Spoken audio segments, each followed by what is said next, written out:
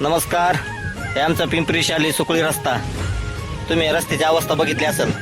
आजपर्यंत आपण वेगवेगळ्या रस्त्याचे व्हिडिओ टाकले होते.